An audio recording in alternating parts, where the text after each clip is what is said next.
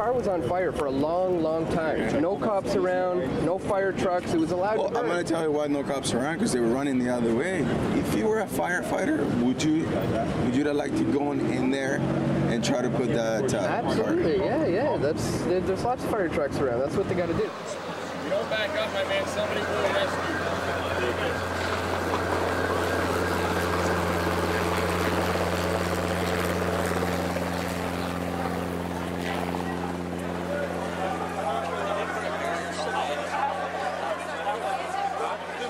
So here we are, we've just marched all the way down Yonge Street.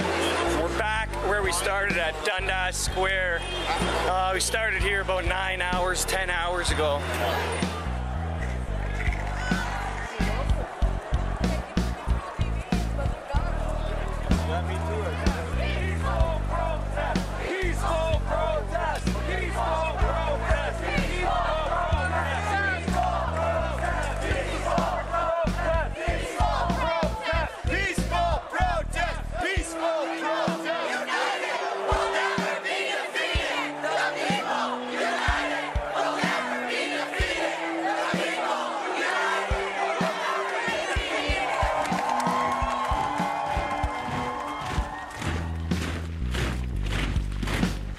And about 10:30, I was walking down by Queen Street and Church Street, by Queen and Church. There was about 16 police officers all around a light pole that was blinking and shorting out.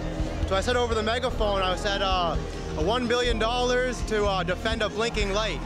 One of the group members, he had the megaphone and he was ahead of me. And he didn't even get like 1 or 2 words out of the megaphone. And immediately they jumped him. They grabbed my head and smashed it against the wall, like pretty damn hard.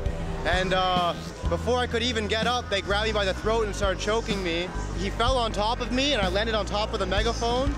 And about 4 or 5 cops all jumped up, stacked up on me. 3 of them turned around towards me and they extended their batons immediately and they hit me with their batons 3 times in my chest. And they beat the chair relentlessly. Continually beating the chair, telling me to turn around, like, get the F out of here. I tried to blurt my phone number out to a friend, and I was told that if I were to say anything, that he would have to hold my neck in a position in which I would be unable to breathe. I was trying to turn around, and they almost pushed me out of my chair as I was turning around, continually beating the chair. And when I finally was able to turn around and actually start to wheel away, they still continued to hit the chair, and they didn't stop until I was actually within at least 100 feet of them. They arrested me for disturbing the peace, but it was before 11 o'clock, so I'm allowed, it's not a noise complaint or anything. I can use my free speech. They broke the megaphone, so this is what free speech in Canada looks like. Probably 10 to 15 hours I stayed in the cell. I was denied a phone call. I kept asking for my phone call. They wouldn't have read me my rights unless I actually brought it up and I said to them, hey, nobody's read me my rights, this is illegal. It was really intimidating and I'm surprised that this is in my country. Before we knew it, the streets started filling with riot cops, guys in tactical gear. Started getting pretty scary. We weren't really sure where to go. There was a group of about 200 people marching away from the security fence and heading east, and we live east, and they were chanting peaceful protests, so we joined up with them. There were some really cool people in the crowd, and we just sort of were getting ushered down south and ended up on the Esplanade in front of Novotel, and people were singing "Give Peace a Chance," all this kind of stuff, and it was really cool. There was no violence. You have buildings on either side, but no real means of escape except for the actual streets. And the police blocked us off with one phalanx and then blocked us off with the other and then started closing in. Before we knew it, we were barricaded in on both sides by riot cops who wouldn't answer any questions, wouldn't let us go. They were just completely stone-faced, and one of them even said, you should have left when we told you to, although they never told us to. And this couple came out of the Keg restaurant and tried to leave, and they said, it's too late. And the couple was like, what the hell is going on?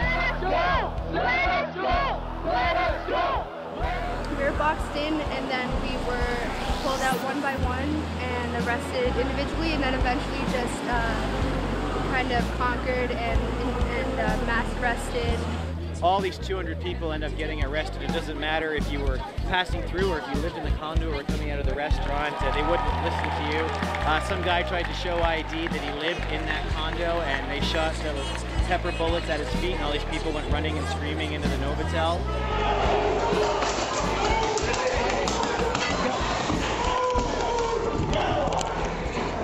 He's like, listen, I live here, what do you want me to do? I was like, back up, and start shooting at me. The police never attempted to communicate with us, never spoke to us, and there was never any violence or destruction on our part either. I had to watch my girlfriend dragged away and cuffed as they dragged her away, really roughly for absolutely no reason. Threw her in a paddy wagon. I got thrown in a paddy wagon, and before I knew it, I was in a prison bus full of guys, taken down to the detention center. I ended up being in that detention center for 24 hours. I couldn't believe what was happening.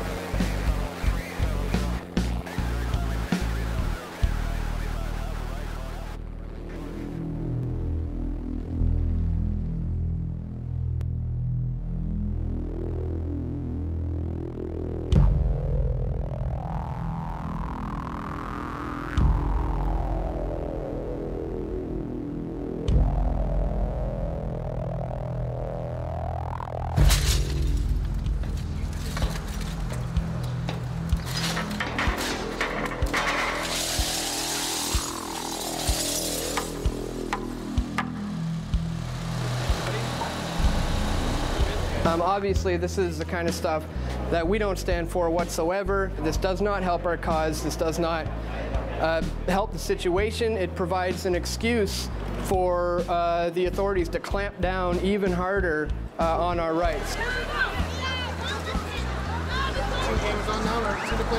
Dan and I got searched 3 times in 30 minutes and had our IDs checked and radioed in. It's a predictive programming to train the public in urban areas to comply, to allow arbitrary searches of your bags, to go through checkpoints, to have police radio you in and have to give your details. Dan was actually very good today. A female police officer said, "Can we search your bag?" And Dan said no. Do you mind if I take a peek? I sort of do. Totally up to you if you like to. Is that not part of the Public Protection Works Act? Or it's not mandatory for me to show you? Nope. But, all right, well, I'd rather not then. Then 5 minutes later, another police officer said, "Yeah, you have to comply or you'll both be arrested." And so we both had our bags searched 3 times. We're checking everybody after yesterday, guys. Mandatory now? Yes, it's mandatory. Another officer just told me it wasn't. Let's have a look. Okay. Sure. We're here for your safety as well as everybody else. Yours as well. You saw what happened yesterday, right? What happened? See that happen. You weren't here yesterday?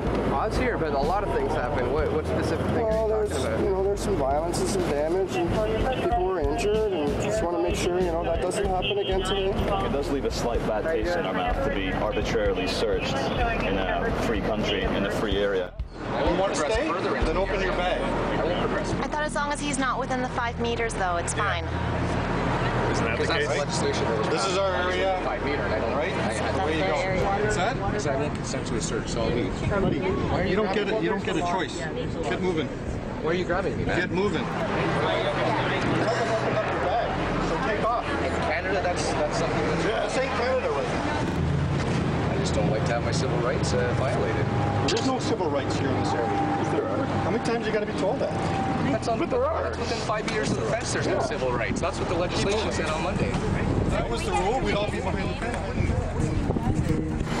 My understanding is the Public Works Act only applies to 5 meters from the fence. Sure. I'm asking you to do that.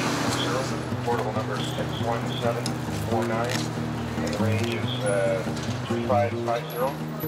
3555. You don't have anything on you? No weapons or anything? No, I don't have anything on me. I'm now being searched and duress. I shouldn't have to be searched. I mean, I understand the situation today, so well, I'm you doing weren't. it. I didn't go through your pockets or anything. Well, you still patted me down, and that's for my safety, right?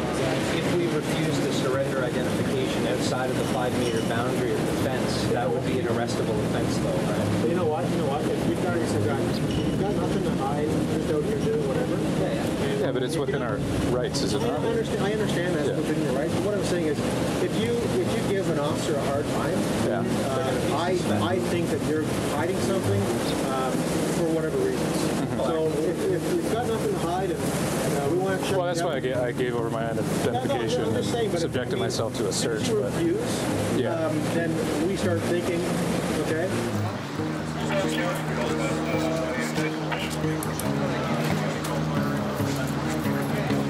Arrests, and lots of them. Hundreds at last count, over 500, and they are still making them as we speak.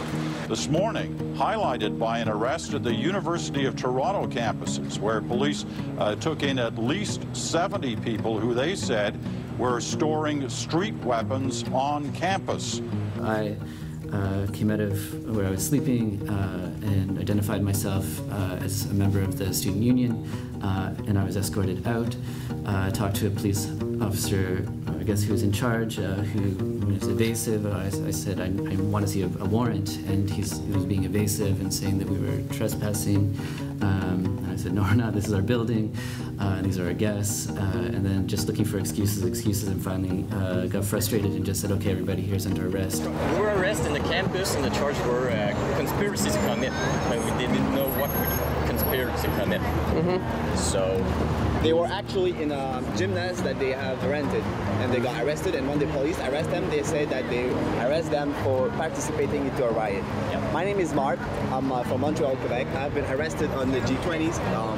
The charge against me are weapons. My weapons are a pair of tweezers, a waistcoat this big, 2 pairs of scissors, and a metal whistle.